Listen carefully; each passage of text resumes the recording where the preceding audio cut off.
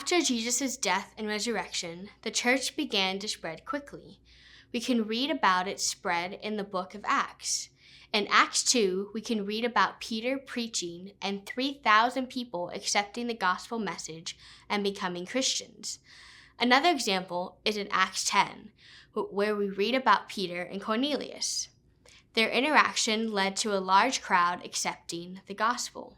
Cornelius was a centurion. Centurions were Roman soldiers who had worked their way up, eventually being in charge of about 80 other soldiers, each of whom had to swear allegiance to the Roman emperor.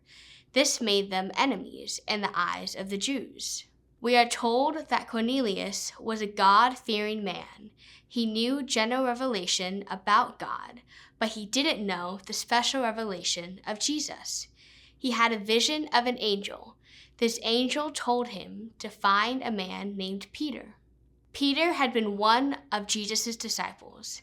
He had traveled with and learned from Jesus.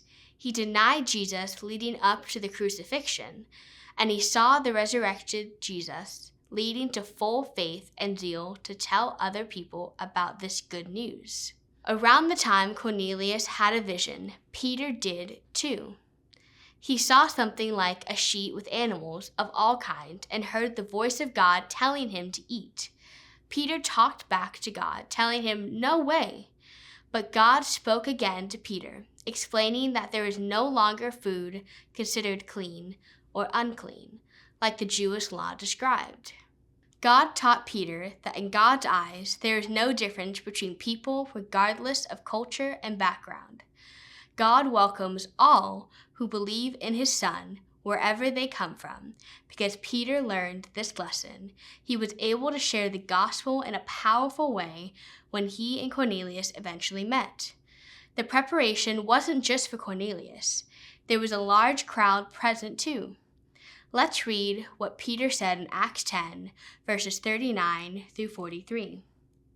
"We are witnesses of everything he did in the country of the Jews and in Jerusalem. They killed him by hanging him on a cross, but God raised him from the dead on the third day and caused him to be seen. He was not seen by all the people, but by witnesses whom God had already chosen, by us who ate and drank with him after he rose from the dead.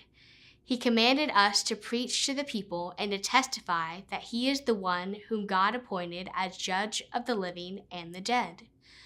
All the prophets testify about him, that everyone who believes in him receives forgiveness of sins through his name." God allowed Peter to understand that the gospel is universal. It is for everyone, not just the Jews. This shouldn't be confused with universalism, though. Universalism is a false teaching that says all paths lead to heaven. It denies the fact that Jesus is the only way to a restored relationship with God and eternal life with him. Universalism is false. The truth is that salvation is available to everyone who believes in Jesus.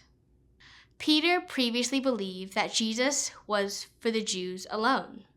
God helped him see that Jesus is for everyone, for Jews, for Roman soldiers and centurions, for Gentiles, for people from other cultures and religions, for you and for me, the world for God.